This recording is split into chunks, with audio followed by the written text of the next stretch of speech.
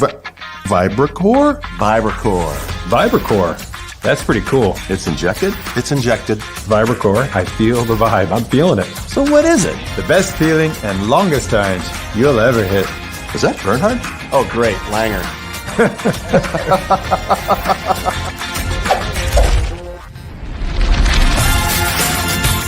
You know why I play Tour Edge? Because I win with it. Pound for pound, nothing comes close.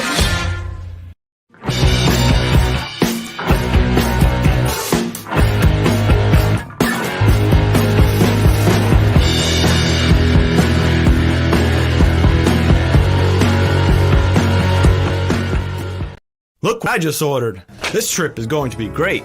Bring enjoyment back to your game with golfknickers.com. Traditional golf knickers in bold colors and plaids, all with same-day shipping. Over 100 different socks and matching sweaters. Perfect for corporate outings, weddings, and special events. Thanks, golfknickers.com, for making our tournament such a success. Make your experience memorable. Best time ever. Call today for a free catalog.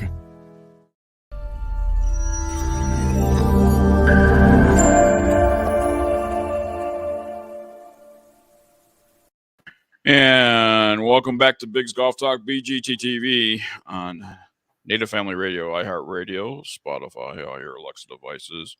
And don't forget to subscribe with us on YouTube as well. Mm-hmm. And Bill, the Golffather Cuevas, starting off here on the back nine, teeing it up on number 10. And boy, oh boy, I'll tell you what, that halfway house was something special there. Bill, the Golffather Cuevas says, that chef here on Big's Golf Talk today was really, really something else. And on point, really well, you know what he said to me was, what did he say? When he handed me that nice little pate and, you know, nice little. You had a pate? I did have some pate. What? Yes. Okay. He said he got the recipe. You know where he got the recipe? Where? He got the recipe off of this book right here. The Golf Kitchen. Oh, yeah. And, internationally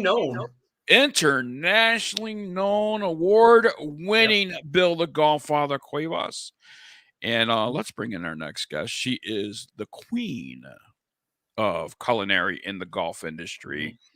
And ladies and gentlemen, please welcome on the air with us the queen herself, Diana DeLucia from Golf Kitchen here on Big's Golf Talk. Yes. Oh, and the crowd goes crazy. You know what? I've been on this show for many years, and I've never got an introduction like that. I don't get it. I don't Diana, get it, Happy New Year, happy holidays. And first off, how was your holidays?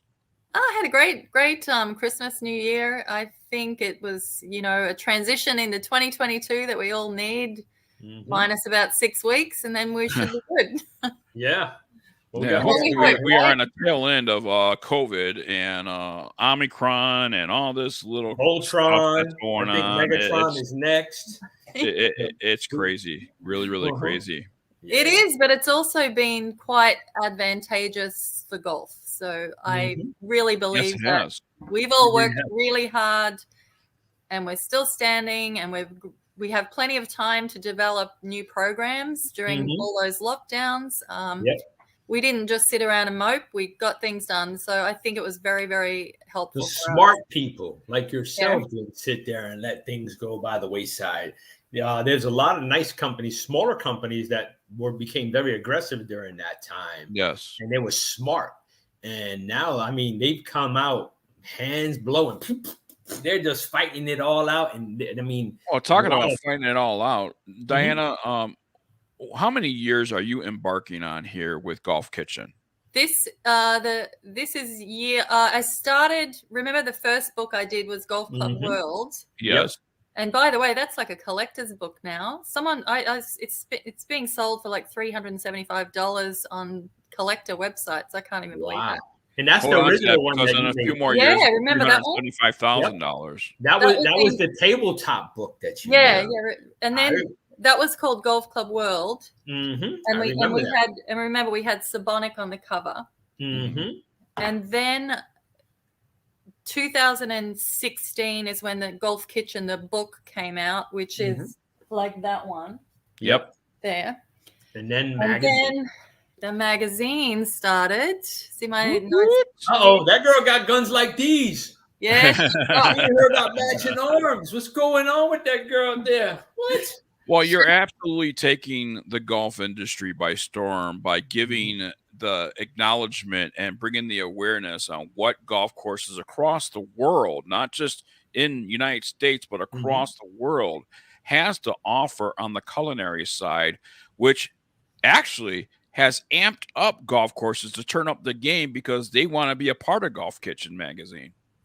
There's clubs spending millions and millions of dollars on new kitchens, and people that said no. Like the magazine started in 2017, the brand started in 2016.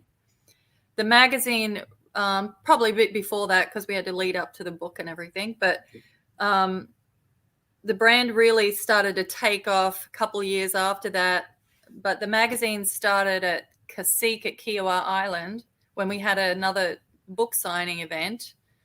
And then the chefs and I were talking, and they came up with an idea to start a magazine, and I went with it.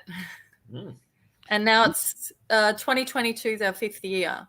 And we've got, just during COVID itself, we had, I finally got Round Hill in Greenwich. And I put Chef Dominic Keller on the cover, and they'd never, ever, ever done a culinary story at the club ever. And he went on to cook at the awards as well. And that issue was very pivotal. That was You know what I could see in the future for Golf Kitchen? What? Yeah, you know how much I love my cooking shows, right? I do. I could see Golf Kitchen being a TV series on Food Network on the cooking channel. Hey, you're cutting off a bit. But somebody visiting you guys, yep. Big he just cut off. Yeah, you just cut off. You ended up cutting off. Yeah, your it's your fault now. Yeah, it's your fault. It's my fault now, right? Yeah. I got the gist of it. You talking about you could see her in her own Golf Kitchen show and featuring the different culinary chefs from around the world. That would be cool. Well, yes. She said well. We're working on some things that I can't announce yet.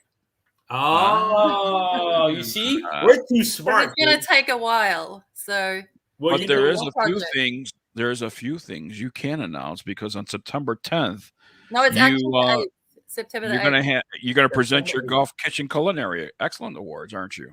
Yes, on September the 8th, 2022, we have our 4th annual Golf Kitchen Culinary Excellence Awards, and this year we have a golf tournament attached. So, where's the golf tournament? At Glen Arbor Golf Club, the same venue. So we'll be having an entire day and night event. We'll have chefs out on the golf course. Do you have any radio show hosts like watching or covering or anything like that? Well, we are looking for media. So, yeah, that's on the cards. She's looking for media, but she's looking at media, but she's looking for media, baby. She's looking for media, but she's looking at media. I get to play on the words. I understand. We have some great club chefs cooking. The whole lineup's not set, but it will be in a few days. And we'll be announcing the new cover for the March issue of the magazine. Nice. And that cover is our first wine cover. Nice. Okay. Yeah, we have a wine critic emerging in Golf Kitchen land. Do you need a food taste critics? I never thought we would have a wine critic. Me neither, but it has taken a long time to get that off the ground. But the wine critic will be revealed, and he will be on the cover of the next issue. Well, when you do that, maybe we can have him on the show. Oh, he would love to be. You would love to have him on the show. So yeah, absolutely. I'm doing corporate Zoom calls that I put chefs on for big tech companies. Oh, that's another part that we discovered that during COVID. And we were putting little dinners on for technology companies because they just love the concept. Nice. And then we were doing them for Cohesity, and Comport, and they went really, really well, and they're just really good partners. And then we had Zoom calls. So we're doing a series of Zoom calls with some technology companies with their CIOs and CTOs and things like that, because they like to have the wine lessons and they like to have, whiskey lessons and from experts. And that's a really fun thing to do. I mean, I don't do those. I give them professionals in the industry. And I think that's really cool. Another cool thing we're doing is we are booking Golf Kitchen wine dinners countrywide to raise money for the Clubs Help Foundation. I've partnered with them as a fundraising opportunities for clubs across the country. And I'm about to set the first 2 dates. I'm just waiting on the dates from the clubs, so they'll likely be in the summer. And once we start announcing those, I know we're going to get more of those because we're really focusing on vintners globally, and we have some amazing people that we're working with. You got a lot of good stuff coming. You're going to have to keep us posted. Well, not only that, but she's all about growing the culinary industry, and that includes the GK raising awareness to the younger high school and culinary school graduates. And I'll talk a little bit about that there, Diana. Yeah, thank you for bringing that up, because one of the challenges the golf industry has had, and it's partially self-made problem, is COVID came around, so nobody can get the European staff for 2 years. There's a small amount of, that are allowed to come in this season. Okay. But all those spots are taken. Now there's thousands and thousands and thousands of jobs in private golf across the country, if not the world. There's no publications except for Golf Kitchen and Chef to Chef that cover the private club space. And then like Joanna's more, every club. So yacht clubs, all clubs. Whereas we're in resorts, whereas we focus on the top 10% of private golf and country clubs, and that is it. Wow. So it gives us a great a tool, because people are really interested in what's going on in those clubs, in these clubs. But there's still not enough media, and it's no point going to the golf media to try to get culinary students interested in working in the industry, young people, because they're not watching Golf Channel and they're not watching any of those shows. We've got to make a difference in the mainstream culinary student mind.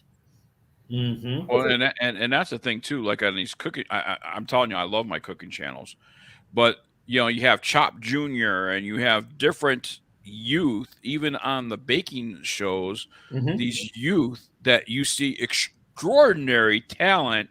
I mean, I never thought at 10 years old I'm going to be over a stove and putting together. The worst thing I did was put a hot dog on a fork and put it on open fire at 10 years old. But to see these young people and to get that acknowledgement on a national stage, certainly, I mean, obviously growing into the golf. I mean, who do you think you talk about golf, Bill the Golf Father Cuevas? You really talk about culinary? You talk about how good the food is at a golf club. You always talk about what's at the turn. You know what I mean? What do they have at the turn? Do they have that regular hot or what's dog? at the 19th hole? You never talk about. I'm take. Hey, Shayna, would you like to go to a golf course for dinner? Yeah, and that's the thing. We've been lucky because we've got, we go to a lot of the resorts. When we went to Puerto Rico, when we did to all these places, the resort Horseshoe Bay. When we went up to Lake Geneva, and we get to eat at their. Did you get up to Royal Isabella? No, we haven't done that. No, not yet. When we went to Horseshoe Bay, we went to their yacht club. Oh man, we had their fried chicken lobster. Fried chicken. Oh man. Oh, that sounds pretty cool. That was their signature dish. It was. My goodness, it was delicious. It really was. But we go to these places and a lot. Even when we went to Boyne Mountain, we went to their private chef place, and they had a room for us. And normally they had like a regular dinner menu, and the owner said, "You know what? We want them to have everything. Don't give them just one. Bring everything. We want everything And the chef, They literally filled up 2 tables of food they just for us filled to up try. everything just came out, from their fresh fish to their steak. And even at everything. TPC Dorado in Puerto Rico. Yes, in Puerto Rico. Oh my God. It was just, they brought samples of everything from their menu. It was just Mm-hmm. fabulous. That's a beautiful property. It is. Yes, it is. It really is. And one of the guys that we were with had a hole-in-one. So really? It was pretty neat. Yeah. Yeah. I remember driving around that golf course about maybe 6 years ago. Did you see the tree? Did you see the tree that has that pole that went through it during the storm?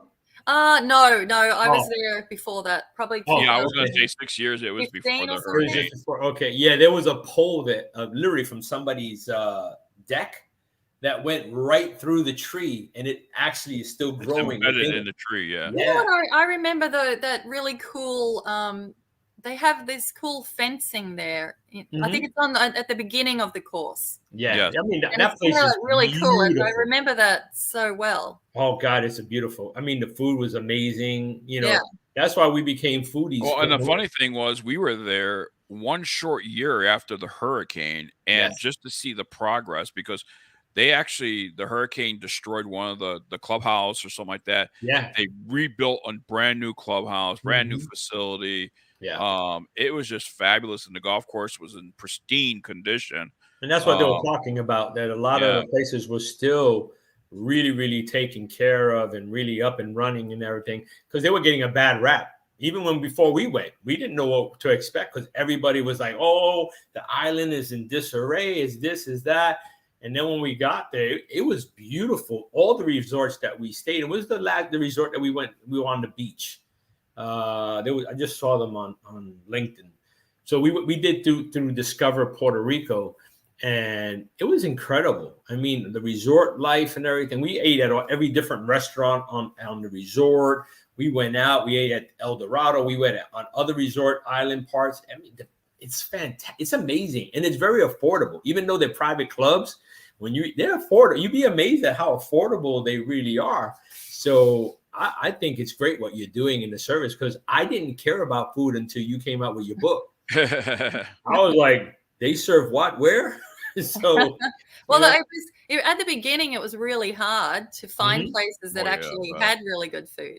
Yeah, so you had to search and seek for those. But now, probably since the launch of Golf Kitchen, the book, in some way, it's really been a catalyst. Do they seek you now? Oh yeah. You see, I was going to ask her, when was the last time you had to pay for your own dinner? I don't. Well, if it's, I always take really good care. She stuttered. You made her stutter. She's like, well. Hey, the other day I was at the club at Carlton Woods. Last month, not the other day. It feels like the other day because of this COVID stuff. You know, it's like a big blur. Yeah.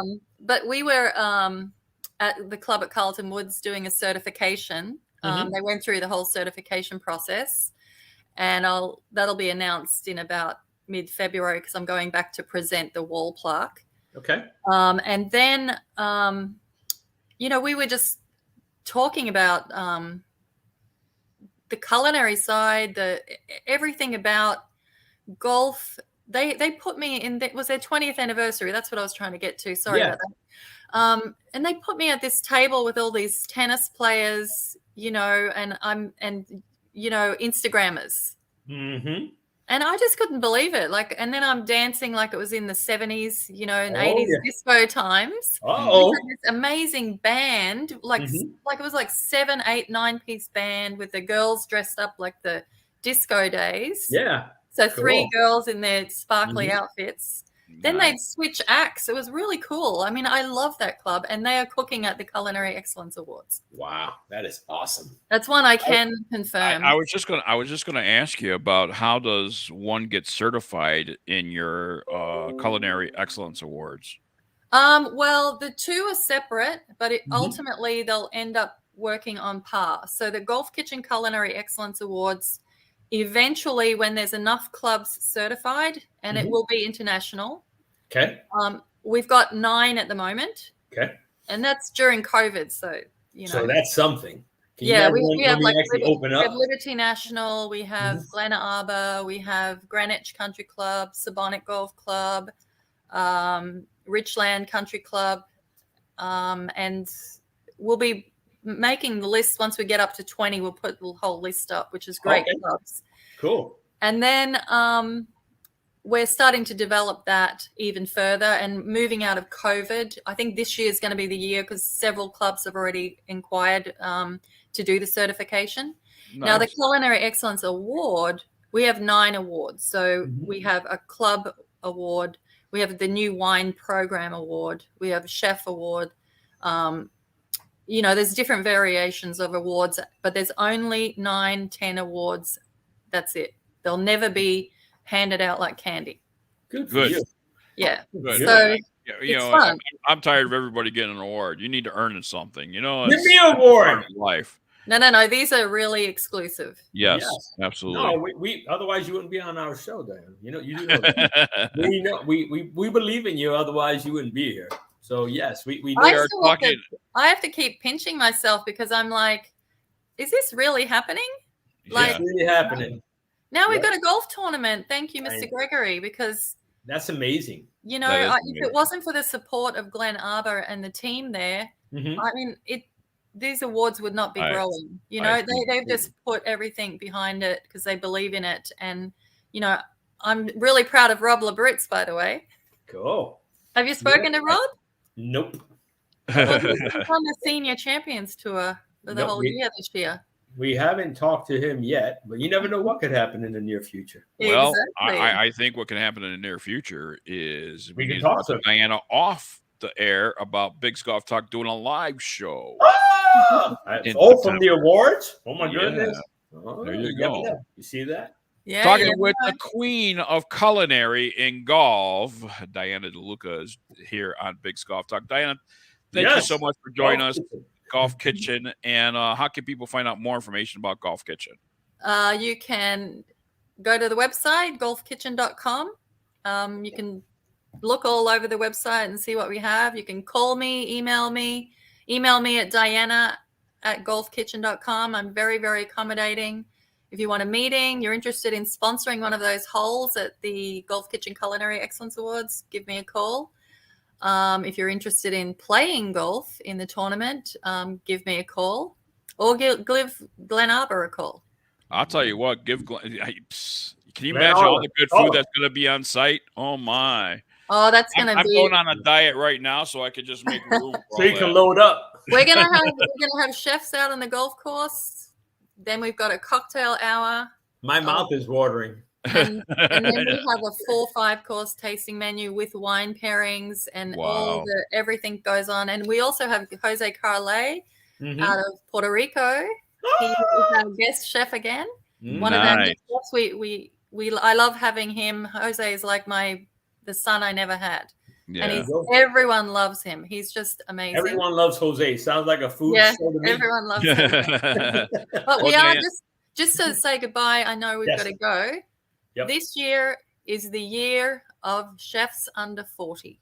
So we need to bring as much media, whether it's golf, you guys covering food, all the golf networks should be covering the culinary side as well. They should all be doing it because without all the coverage, we have to get to the bottom of this staffing problem. Yeah. Yes, absolutely. I agree. And I can't do it alone. It has to be a nationwide effort.